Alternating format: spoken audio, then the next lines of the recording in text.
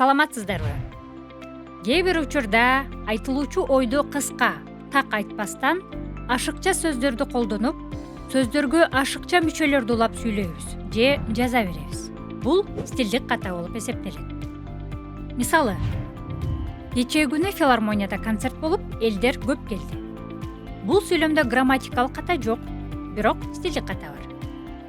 Сүйлөм канчалык кыска, так болсо, окуган адам тез кабыл алат. Сөз сүйлөм ичинде кошумча маани берип турбаса, ал сүйлөмдө ашыкча эле колдонулган сөз. Мисалы, бул сүйлөмдө күнү деген сөздү алып салсак, сүйлөмдүн мааниси бузулган жок. Ошондой эле эл деген сөз өзү көптүк маанини туюнтуп тургандыктан, ага кайра көптүк мүчө жалгаштыруунун кажети жок. Элдер эмес, эл. Стилдик ката бул сүйлөм ичиндеги сөздөрдү же сүйлөмдөрдү туура эмес куруудан келип чыккан кемчилик. Алар сүйлөмдүн маанисин бузуп, татаалдаштырып, ойду туура жана так жеткирүүгө тоскоол болот. Текстте эң көп кездешкен стилдик каталар. Кайталанма сүйлөмдөр. Бир эле маанидеги түшүнүктү ар кандай формада бир нече ирет кайталоо. Мисалы, китепти окуп билим алабыз жана көптөгөн китептерди окуу билимди өркүндөтөт деп өтө узун кайталанма сүйлөмдөгү негизги ойду китеп билимиңди өркүндөтөт деп кыска берсек, так жана ушул эле маанини туюндурат. Ойду так жана кыска берүүгө басым жасаңыз. Синонимдерди туура эмес колдонуу. Кээ бир синонимдер контекстке жараша гана колдонулат. Мисалы, тоолордун сулуулугуна суктандым. Сулуулук менен кооздук айрым учурда синоним катары колдонулганы менен сулуу тоо деп колдонулбайт. Узун жана түшүнүксүз сүйлөмдөр.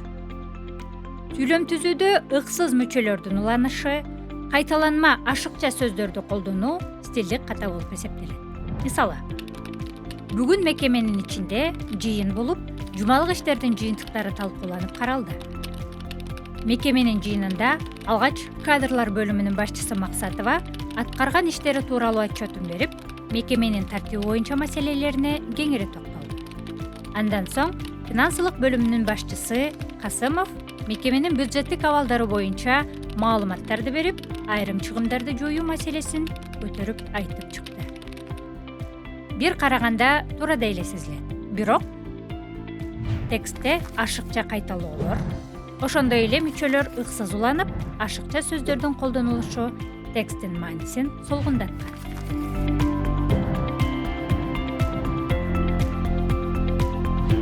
Бүгүн мекемеде жыйын болуп, жумалык иштин жыйынтыгы талкууланды.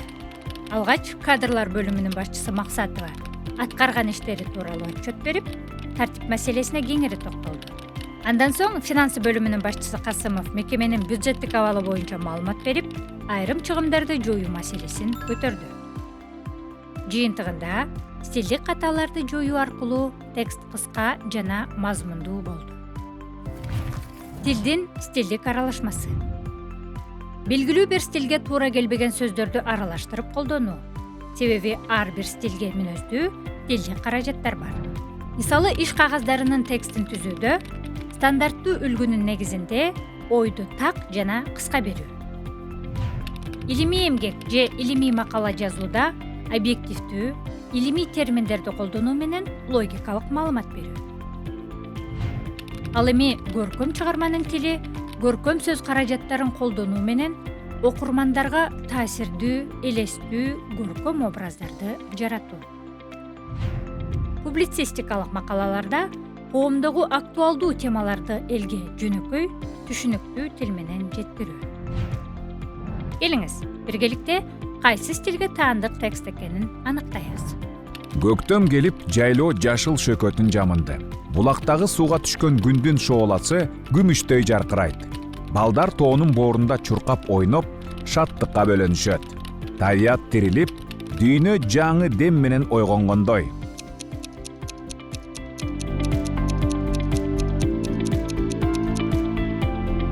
Туура, бул көркөм стилге мүнөздүү текст.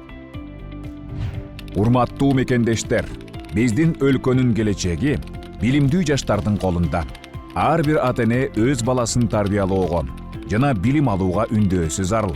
Себеби билимдүү муун гана мамлекетти өнүктүрө алат.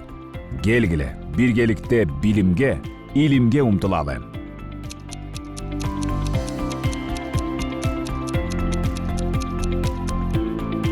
Бул публицистикалык маалымат.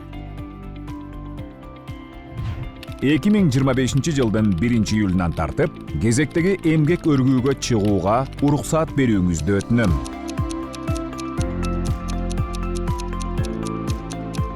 Туура, бул иш кагаздарынын стилине мүнөздүү текст. Эми өзүңүздү текшерип көрүңүз.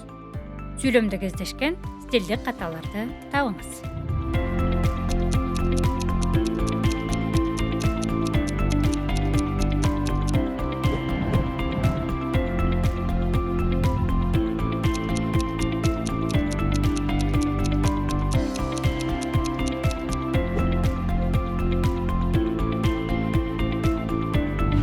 Стилдик жактан туура түзүлгөн сүйлөмдү белгилеңиз.